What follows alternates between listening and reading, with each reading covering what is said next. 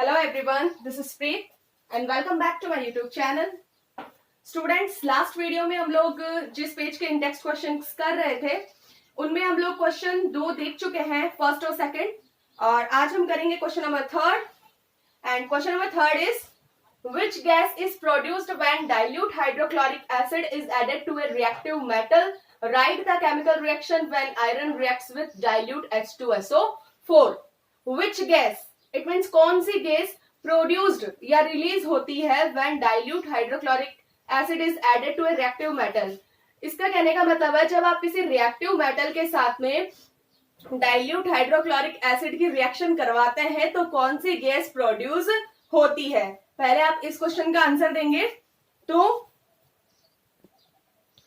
हमने जब हम इस चैप्टर का डिस्कस कर रहे थे तो हमने देखा था नोट्स के अंदर कि जब हम किसी भी मेटल की जो रिएक्शन है वो किसी भी एसिड के साथ में, डाइल्यूट एसिड के साथ में जब हम करवाते हैं तो हमें प्रोडक्ट के रूप में मिलता है एक तो सॉल्ट और साथ में हमें मिलती है हाइड्रोजन गैस.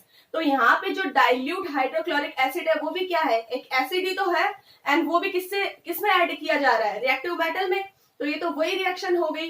तो इसका मतलब है कि जब आप हाइड्रोक्लोरिक एसिड को रिएक्टिव मेटल में ऐड करेंगे देन आपको हाइड्रोजन गैस रिलीज मिलेगी. तो hydrogen gas is produced when dilute HCl is added to a reactive metal. Next question, write the chemical reaction when iron reacts with dilute H2SO4. एक chemical reaction लिखिए जब आप iron की reaction करवाते हैं dilute H2SO4 के साथ में. तो निकलना वही हाइड्रोजन ही है क्योंकि यहाँ पे आयरन क्या है, एक मेटल है, और डाइल्यूट H2SO4 क्या है, एक डाइल्यूट एसिड है. तो जब आप Fe यानी आयरन की रिएक्शन जब आप H2SO4 के साथ में करवाएंगे तो आपको यहाँ पे मिलेगा FeSO4 यानी कि फेरस सल्फेट, और साथ में मिलेगी बची हुई हाइड्रोजन गैस. दूसरी बात, यहाँ पे जो आयरन है वो हाइड्रोजन को डिस्प्लेस कर रहा है because iron is more reactive than hydrogen. तो यहाँ पे डिस्प्लेसमेंट हो रहा है. तो Fe जो है H2 की जगह ले रहा है, देन FeSO4 फेरस सल्फेट और साथ में हाइड्रोजन गैस. नेक्स्ट क्वेश्चन देखते हैं. एक चीज बच्चों, लास्ट क्वेश्चन जो हमने किया था वो क्वेश्चन नंबर 3 नहीं था, वो क्वेश्चन नंबर 4 था, क्योंकि हम लास्ट वीडियो में 3 क्वेश्चंस कर चुके हैं. ओके, तो यहाँ पे बच्चों थोड़ी सी एक मिस्टेक हुई है, तो आप जो ये लास्ट क्वेश्चन हमने किया था उसको क्वेश्चन नंबर 4 कर लीजिएगा, ठीक है. Then next question number 5, what would you observe when zinc is added to a solution of iron sulphate? Write the chemical reaction that take place. What would you observe? आप क्या observe करते हैं when zinc is added to a solution of iron sulfate? जब zinc को iron sulphate के solution में add किया जाता है तो आप क्या ऑब्जर्व करेंगे? जिंक को जब आयरन सल्फेट सॉल्यूशन में आप लोग डालेंगे तो हमने बहुत बार इस रिएक्शन को देखा है कि जो आपका ये जिंक होगा तो zinc is more reactive than iron. तो जिंक अगर आयरन से ज्यादा रिएक्टिव है तो आयरन सल्फेट के सॉल्यूशन में से जो आपका जिंक है वो आयरन को डिस्प्लेस कर देगा और उसकी जगह पे खुद आ जाएगा. देन आपको मिल जाएगा वहां पे जिंक सल्फेट और साथ में आयरन. तो लिख दीजिए, when zinc is added to a solution of iron sulphate, जब जिंक को आयरन सल्फेट के सॉल्यूशन में ऐड किया जाता है then it will displace the iron from iron sulphate solution. तो ये आयरन को आयरन सल्फेट सॉल्यूशन से डिस्प्लेस कर देता है. और यहाँ पे रिएक्शन लिख दीजिए, जिंक ऐड करना है आयरन सल्फेट में, देन जिंक सल्फेट और साथ में आयरन. तो ये हो गई आपकी रिएक्शन. तो इस पेज के जो क्वेश्चंस थे वो क्वेश्चन हमने देख लिए. देखते हैं नेक्स्ट पेज. नेक्स्ट पेज पे question number 1, right the electron dot structures for sodium, oxygen and magnesium. आपको इलेक्ट्रॉन डॉट स्ट्रक्चर्स बतानी है सोडियम की, ऑक्सीजन की एंड मैग्नीशियम की. ये जो 3 एलिमेंट्स या 3 मेटल्स जो आपके सामने हैं इनकी आपको बतानी है इलेक्ट्रॉन डॉट स्ट्रक्चर्स. अब सबसे फर्स्ट ऑफ ऑल अगर हम बात करें सोडियम की, तो सोडियम का जो इलेक्ट्रॉनिक कॉन्फ़िगरेशन होता है वो होता है बच्चों 281. ओके, 281 में आप देखेंगे कि जो इसके आउटर शेल होती है, इसके आउटर शेल में जो नंबर ऑफ इलेक्ट्रॉन्स होते हैं वो होता है 1. तो यहाँ पे इसकी स्ट्रक्चर हो जाएगी Na यानी सोडियम, और एक डॉट स्ट्रक्चर, इट मींस यहाँ पे जो इलेक्ट्रॉन है, नंबर ऑफ इलेक्ट्रॉन्स है जो इसकी आउटर शेल में वो है 1, और ये उसी एक इलेक्ट्रॉन को डोनेट करके और खुद जो है अपना ऑक्टेट कंप्लीट करता है और खुद स्टेबल होता है। देन यहाँ पे इसकी इलेक्ट्रॉन डॉट स्ट्रक्चर हो जाएगी सोडियम Na और ऊपर सिंगल डॉट। नेक्स्ट सेकंड की बात करते हैं ऑक्सीजन। ऑक्सीजन की जो इलेक्ट्रॉनिक कॉन्फ़िगरेशन होता है वो होता है 2-6। इसके अगर आप आउटर शेल की बात करते हैं तो आउटर शेल के अंदर इसमें नंबर ऑफ इलेक्ट्रॉन्स होते हैं 6। तो यहाँ पे इसकी इलेक्ट्रॉन डॉट स्ट्रक्चर हो जाएगी O, देन 1 2 3 4 5 6। 6 यहाँ पे है नंबर ऑफ इलेक्ट्रॉन्स, तो इस पे 6 डॉट आ जाएंगे। नेक्स्ट अगर हम मैग्नीशियम की बात करें तो मैग्नीशियम का जो कॉन्फ़िगरेशन होता है वो होता है 282। देन यहाँ पे जो इसका आउटर शेल है वहां पे इसके नंबर ऑफ इलेक्ट्रॉन्स होंगे 2। तो यहाँ पे मैग्नीशियम का सिंबल होता है बच्चों Mg, देन यहाँ पे लग जाएंगे 2 डॉट। तो ये जो तीन है सोडियम, ऑक्सीजन, मैग्नीशियम, इनका जो हमने बनाया इलेक्ट्रॉन डॉट स्ट्रक्चर्स वो डिपेंड करता है कि इनकी आउटर शेल में नंबर ऑफ इलेक्ट्रॉन्स कितने हैं। इनकी आउटर शेल में जितने भी नंबर ऑफ इलेक्ट्रॉन्स होते हैं उतने इनके ऊपर डॉट लग जाते हैं और यही इनकी होती है इलेक्ट्रॉन डॉट स्ट्रक्चर्स। नेक्स्ट देखते हैं नंबर 2। नेक्स्ट फर्स्ट क्वेश्चन का जो सेकंड पार्ट है उसको देखते हैं। Show the formation of Na2O sodium oxide and MgO magnesium oxide bye the transfer of electrons. आपको Na2O का फॉर्मेशन करना है, यानी कि सोडियम ऑक्साइड और मैग्नीशियम ऑक्साइड आपको बनाना है ट्रांसफर ऑफ इलेक्ट्रॉन्स, इलेक्ट्रॉन्स का ट्रांसफर करके। देन आप यहाँ पे देखेंगे आपको लेना है दो एलिमेंट्स, एक आपको लेना है सोडियम, देन आपको लेना है ऑक्सीजन। सोडियम का जो कॉन्फ़िगरेशन हम देख रहे थे वो था 281 और ऑक्सीजन का आपका होगा 26। देन सोडियम की जो आउटर शेल में नंबर ऑफ इलेक्ट्रॉन्स होते हैं वो 1 होते हैं। एक्चुअली बच्चों जो आपका ये फॉर्मूला दे रखा है वो Na2O है, यानी कि जो आपके सोडियम के नंबर ऑफ एटम है वो यहाँ पे 2 है एंड जो ऑक्सीजन का नंबर ऑफ एटम है वो आपका यहाँ पे 1 है। तो आपको यहाँ पे Na 2 टाइम्स लेना है, ठीक है, क्योंकि number of atom of the sodium is 2। Then sodium and sodium electron, और सोडियम की जो आउटर शेल होती है उसमें नंबर ऑफ इलेक्ट्रॉन्स होते हैं कितने, 1। तो यहाँ पे सोडियम पे आप एक डॉट लगा देंगे और इस सोडियम के ऊपर भी आप एक डॉट लगा देंगे क्योंकि जो आउटर शेल है वहां पे नंबर ऑफ इलेक्ट्रॉन्स है 1 1।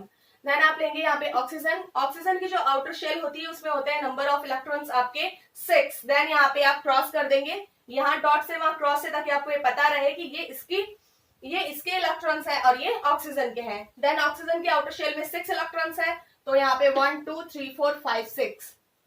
अब ये जो सोडियम है इसको क्या करना है, अपनी स्टेबिलिटी पाने के लिए इसको सिर्फ और सिर्फ अपने आउटर शेल में से एक इलेक्ट्रॉन डोनेट करना है। अगर ये अपना एक इलेक्ट्रॉन डोनेट कर देता है तो इसकी आउटर शेल में बच जाते हैं पूरे 8 इलेक्ट्रॉन्स। फिर इसका जो कॉन्फ़िगरेशन हो जाता है वो हो जाता है 2H, यानी कि आउटर शेल में 8 इलेक्ट्रॉन्स कंप्लीट होते ही इनका जो शेल है वो फिल हो जाता है। देन ये ऑक्टेट बन जाता है, ये स्टेबल बन जाता है। तो इसको करना है सिर्फ और सिर्फ एक इलेक्ट्रॉन का डोनेशन। अगर आप ऑक्सीजन की बात करें तो ऑक्सीजन के अंदर है 6 इलेक्ट्रॉन्स, 6 इलेक्ट्रॉन्स है ना आउटर शेल में। तो ये अगर 2 इलेक्ट्रॉन अगर सोडियम से ले यहाँ पे तो इसका जो है अपना जो ऑक्टेट है वो कंप्लीट हो जाएगा, ठीक है। देन देखें तो ये जो सोडियम है इसके ऊपर एक इलेक्ट्रॉन एंड ऑक्सीजन के ऊपर 6 इलेक्ट्रॉन। तो सोडियम डोनेशन इसलिए करता है, बच्चों यहाँ पे कंफ्यूज नहीं होना है, डोनेशन इसलिए करता है क्योंकि अगर ये इलेक्ट्रॉन लेगा तो इसके आउटर शेल में तो सिर्फ एक ही इलेक्ट्रॉन है, तो इसको लेने के लिए कम से कम इसे 7 इलेक्ट्रॉन की जरूरत है। तो 7 लेगा, उसमें कितनी ज्यादा एनर्जी लगेगी, उसके बजाय उसके कंपेरिजन ये अपना एक इलेक्ट्रॉन डोनेट ही कर देगा। तो यहाँ पे एक इलेक्ट्रॉन इसने डोनेट किया, एक इसने डोनेट किया, तो यहाँ पे कंप्लीट हो गए उसके 8 इलेक्ट्रॉन ऑक्सीजन के और इसके आउटर शेल में बच गए 8 इलेक्ट्रॉन्स। तो सोडियम यहाँ इसने अपने दोनों इलेक्ट्रॉन दे दिए, देन यहाँ पे 8 इलेक्ट्रॉन हो गए। तो इसकी स्ट्रक्चर की बात करें तो इसकी स्ट्रक्चर बनेगी Na पे बनेगा कैटाइन यानी कि पॉजिटिव चार्ज, क्योंकि सोडियम के आगे मैंने 2 इसलिए लगाया क्योंकि नंबर ऑफ एटम कितना है 2। Then oxygen number of atom 1 and charge होगा इस पे -2, क्योंकि जो इलेक्ट्रॉन देता है डोनेट करता है उस पे पॉजिटिव चार्ज और वो कैटाइन बनाते हैं, और जो इलेक्ट्रॉन्स लेता है उस पे नेगेटिव चार्ज और वो एनायन बनाते हैं। तो sodium positive and oxygen negative -2, और ये बन गया आपका आयनेट कंपाउंड। अब देखते हैं, देखिए magnesium oxide. Next magnesium oxide की बात करते हैं।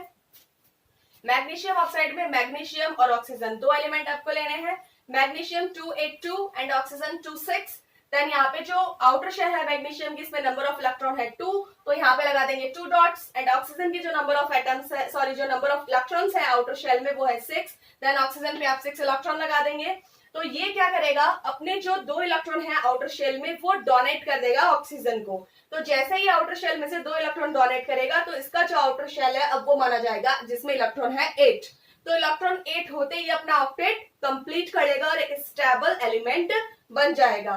देन यहाँ पे ये 2 इलेक्ट्रॉन देगा तो ऑक्सीजन के पास में ऑटोमेटिक कितने हो जाएंगे, 8 इलेक्ट्रॉन्स, और ये काइनेटिक कंपाउंड बन जाएगा Mg+2 and O-2 +2 -2 is cancel, then formula आपको मिल जाएगा MgO। तो ये है सोडियम ऑक्साइड और मैग्नीशियम ऑक्साइड की formation by the transfer of electrons. Next, first का third, what are the ions present in these compounds. इनमें what are the ions present in these compounds, इन कंपाउंड्स में कौन कौन से आयंस प्रेजेंट थे। अगर हम Na2O की बात करें तो वहां हमें आयंस मिले थे Na पॉजिटिव एंड O2-, और अगर मैग्नीशियम ऑक्साइड की बात करें तो Mg+2, क्योंकि मैग्नीशियम जब वो 2 इलेक्ट्रॉन्स का डोनेशन करता है, ऑक्सीजन 2 इलेक्ट्रॉन्स गेन करता है, देन Mg+2 एंड O2-। तो सोडियम और मैग्नीशियम तो आपके हो गए कैटायन एंड ऑक्सीजन दोनों में हो गए आपके एनाइंस।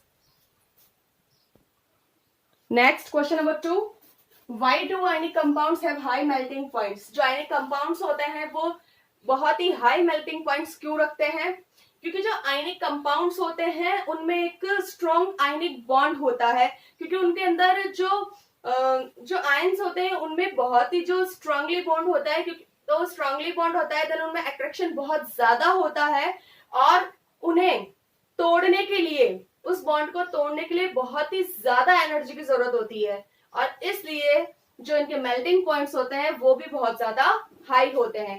तो देखिए, a huge amount of energy is required to break the strong ionic bond। एक बहुत ही बड़ी अमाउंट में एनर्जी चाहिए होती है इस आयनिक बॉन्ड को तोड़ने के लिए, क्योंकि इतना ज्यादा स्ट्रॉन्ग होता है। दैट्स वाई, इसलिए ionic compounds have high melting points. इसलिए जो आपके आयनिक कंपाउंड्स होते हैं उनके मेल्टिंग पॉइंट्स बहुत ही हाई होते हैं। तो इस पेज के अंदर 2 क्वेश्चन थे जो हमने देख लिए हैं। अब देखते हैं नेक्स्ट पेज पे क्वेश्चन। नेक्स्ट पेज का question number 1, define the following terms. ये जो आपको टर्म्स दे रखी है उनको डिफाइन कीजिए। जिनमें फर्स्ट है मिनरल, और सेकंड आपको दिख रही है और थर्ड हम नेक्स्ट पेज पे देखेंगे गैंग। तो इनकी डेफिनेशन के बारे में पूरा डिटेल में हम लोग पढ़ चुके हैं। तो यहाँ पे आपको सिर्फ एक डेफिनेशन के तौर पे, सिर्फ एक क्वेश्चन का आंसर के तौर पे यहाँ पे मैं आपको लिखवा रही हूँ। देन मिनरल जहां पे वर्ड आ जाए तो मिनरल जो है वो एक नेचुरल सब्सटेंस है, एक नेचुरल कंपाउंड या एलिमेंट है। ओके, तो द एलिमेंट्स और कंपाउंड्स, कुछ तत्व या यौगिक which occur naturally in the earth crust, जो हमें पृथ्वी की भूप्रकृति से नेचुरली तरीके से मिलते हैं, यानी कि जिनको बनाना नहीं पड़ता है, वो नेचुरली ही हमें मिल जाते हैं पृथ्वी में, आर नॉन एज मिनरल्स, उन्हें बोला जाता है मिनरल्स। तो द एलिमेंट्स और compounds which occur naturally in the earth crust are known as minerals. Second point की बात करें और क्या होते हैं जो हमें मिनरल से मिलते हैं। मिनरल में एक पर्टिकुलर मेटल चिपके हुए होते हैं जो हमारे लिए बहुत ही प्रॉफिट वाले होते हैं, तो उन्हें प्रॉफिटेबली एक्सट्रैक्ट यानी निकाला जाता है, वो होते हैं ores. Then minerals contain a very high percentage of a particular metal. जो मिनरल्स होते हैं उनमें बहुत ही हाई परसेंटेज में एक पर्टिकुलर मेटल लगे होते हैं, and the metal can be profitably extracted from it, और मेटल्स को बहुत ही प्रॉफिटेबली इनमें से निकाला जाता है, एक्सट्रैक्ट किया जाता है मिनरल्स में से। दीज मिनरल्स आर कॉल्ड ऑर्स, ऐसे मिनरल्स को बोला जाता है ऑर्स। तो हमने देख लिया मिनरल्स एंड ऑर्स। नेक्स्ट पेज पे देखते हैं gang. Next and third point है आपका गैंग। गैंग मीन्स होता है इम्प्योरिटीज, और वो इम्प्योरिटीज जो हमें ओर्स के साथ में लगी हुई मिलती हैं उन इम्प्योरिटीज को गैंग बोलते हैं। क्योंकि सबसे पहले आप जो नेचुरल तरीके से जो आपको मिलता है वो होता है मिनरल्स। मिनरल से आप लोग जो है लेते हैं ओर्स, एंड ओर्स के साथ में जो आपको ओर्स होता है वो कंप्लीटली प्योर नहीं मिलते हैं, उनके साथ में कुछ ना कुछ इम्प्योरिटीज होती हैं, और उन्हीं इम्प्योरिटीज को हम लोग बोलते हैं gangue. Then gangue is ores mined from the earth are usually contaminated with a large amount of impurities such as sand, soil, etc. called gang। जो ores होते हैं जो हमें पृथ्वी से मिलते हैं mined from the earth are usually contaminated with large amount of impurities। उनके उनके अंदर बहुत ही लार्ज अमाउंट के अंदर इम्प्योरिटीज लगी होती हैं, जैसे कि सैंड, सॉइल एक्सेट्रा, और उन जो इम्प्योरिटीज हैं उनको बोला जाता है गैंग। तो ये हो गए आपके जो फर्स्ट क्वेश्चन के 3 टॉपिक थे, मिनरल्स, ओर्स एंड गैंग। और अगर आपको इनको और अच्छे से जानना है तो आप लोग मेरे लास्ट वीडियोस देखना बिल्कुल भी नहीं भूले, क्योंकि उनके अंदर मैंने डिटेल से इनके बारे में आपको बता रखा, और ना सिर्फ इनके बारे में बल्कि इस चैप्टर में आप जितने भी टेक्स्ट क्वेश्चंस कर रहे हैं उनके बारे में लगभग हम मोस्टली बात कर चुके हैं। तो आप वो वीडियो जरूर देखें, एंड आई होप आप लोगों को बहुत अच्छे से फिर ये क्वेश्चन आंसर और भी ज्यादा अच्छे तरीके से समझ में आएंगे। तो आज के लिए बस इतना ही। नेक्स्ट जो क्वेश्चन आंसर्स हैं वो हम देखते हैं नेक्स्ट वीडियो में। तो अगर आप लोगों को मेरा वीडियो अच्छा लगा हो तो उसे ज्यादा से ज्यादा लाइक करें, शेयर करें, सब्सक्राइब करें और बेल आइकन प्रेस करना ना भूलें। Thank you.